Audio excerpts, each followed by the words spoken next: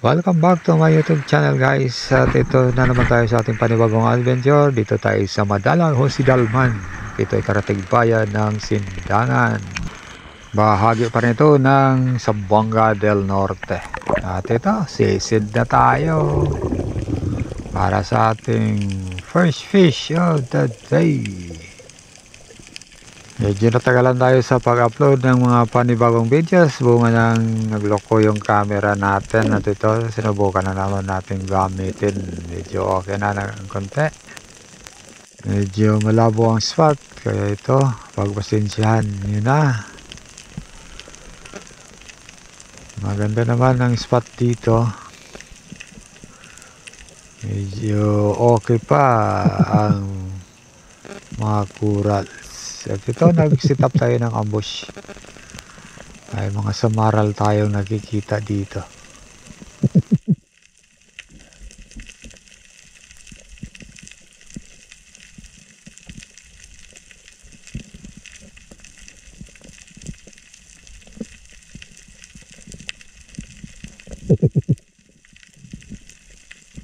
Ito nga, nakapili na tayo ng titirahin. Ay yun o, samaral. Sapol mga lods. Suabe ang performance ng ating Ariane Bird 140 roller. So ito po ang ating first fish of the day sa Samaral.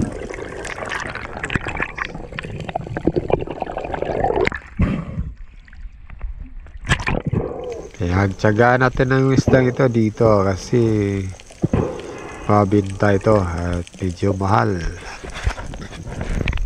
Nasa mahigit 200 pesos ang kilo. At sa muli nating pagbaba, ito na naman tayo. Target natin dito ang isang blue spine unicorn o surahan. Ayan o. Sapol na naman. Good size na rin.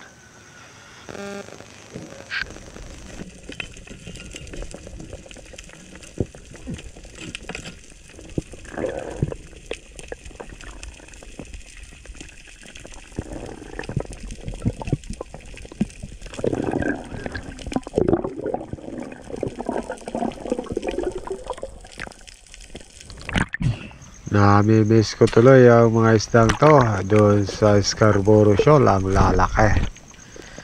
Basic lang ang tag 3 kilo sa mga ganito doon.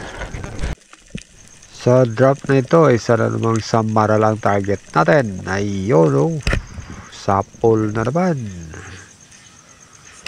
Talaga. Meron na tayong pandagdag. Pang-allowance nilangga.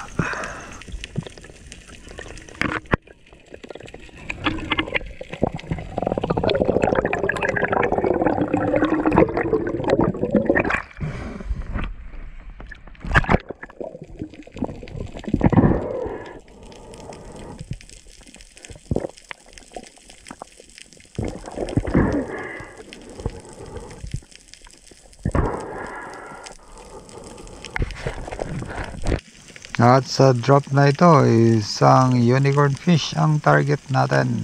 Maliit nga lang pero pwede na. Ayan o, sapol na naman. Pwede na ito sa pag-ihaw. Kaya lang sumabit pa o. Pinahirapan pa tayo pero mababaw lang naman to.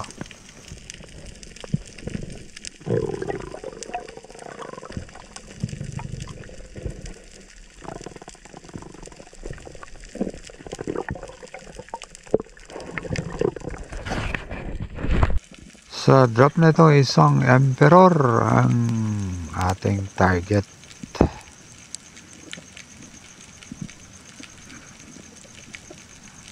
Ayun o, sapol mga lods. Isang maliit na emperor. Ang tawag namin dito ay katabak.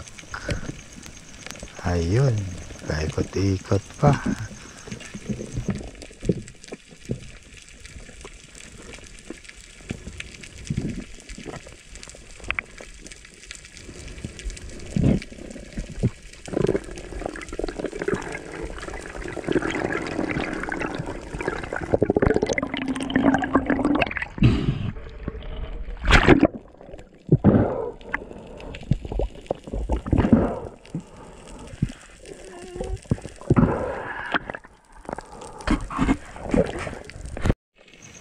ating pagpapatuloy, isa na namang samaral ang nangyari natin.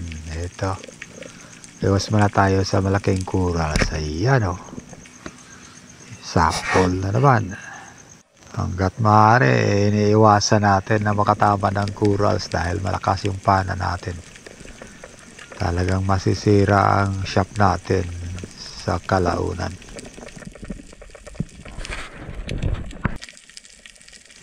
Sana namang samaral ang nadali natin dito.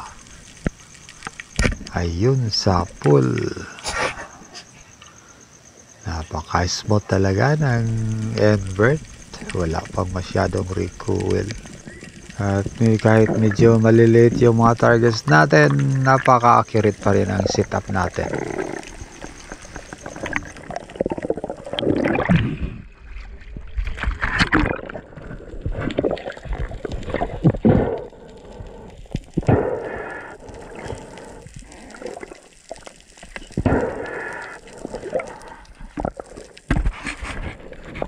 At ito guys, kasama pala natin si Byramel Dagongdong, kung saan tayo nakatira sa bahay niya.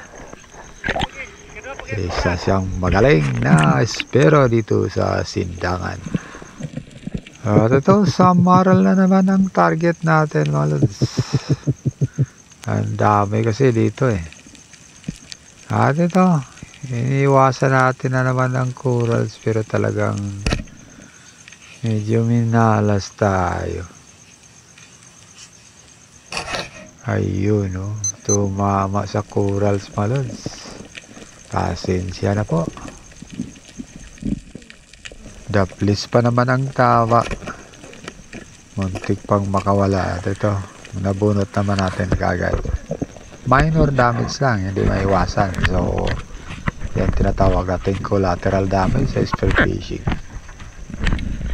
At ito ang ating huli sa umaga. Kasama si Byramel Dagongdong.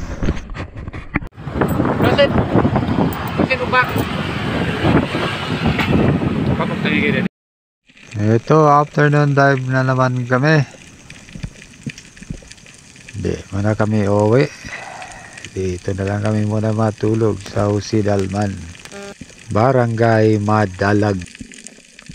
Isang orange spine unicorn ang ating target sa drop na to. Tawag sa isda ito sa Pangasinan, lipstickan. Ang dami din na ito sa Scarborough. Kahit hindi kalakihan ang isdang ito, pero napakasarap ito sa inihaw o kaya tinula, pati na rin sa kinilaw. Sulit ang isdang to.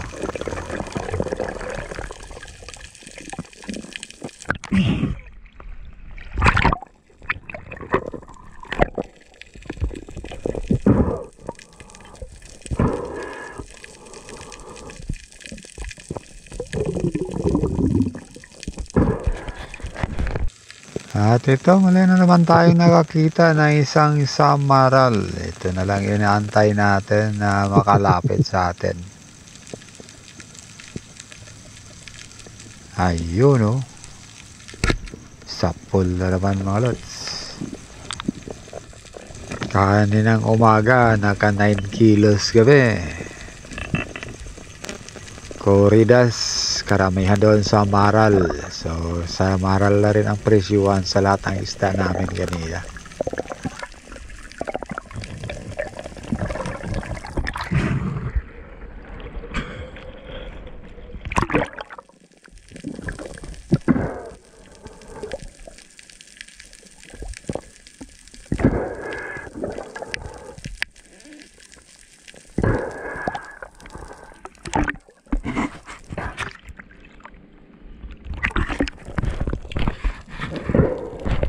At ito, sa drop na ito, isang unicorn ang target natin. Ayun, sapol na naman. Napaka-smooth talaga ng ruler. Medyo daplis lang ang tama dito. Kaya lang matigas at matibay ang balat ng mga unicorns. At ito, hindi talaga nakakawala. Di naman ito kalakihan pero good size na rin at swabe talaga to sa pang-ihaw mga lods.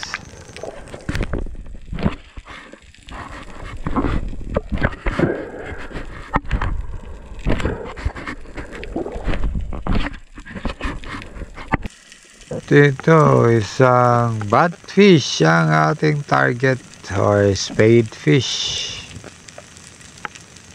Dahan-dahan tayong bumaba para sundan ito. Good size na rin. Ayun oh. Ang lapad nito mga lods. Kaya yari na naman. Papugan ang local name sa isdang ito. Pero bininyagan ko. Ginawa kong GT or Giant Toblerone. Medyo malakas na ang agos sa area na to. Ito medyo hirap tayo sa pag-angat. May kalaliman na din kasi ang spot na to. Sa harap lang din ito ng HQ namin. Hindi na kami lumayo dahil nakakapagod din ang maglakad doon sa tabi na mabato. Hirap din kasi pag nagpatangay ng agos. Hirap na salubungin kung lalangoy ka lang pauwi. At ito na ang ating dapugan. Hindi naman masyadong malaki pero pwede na.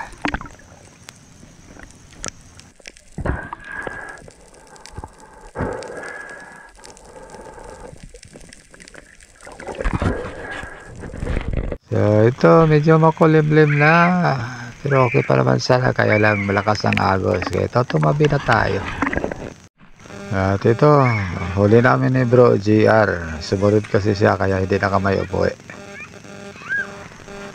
Ayun o, nakapagkape na sila. Wala kasing tao kanina dito. Uwi na sana kami. At dumating si Bro GR at ang may-ari. Kaya ito. Nag-decide na lang kami na di na muna uuwi.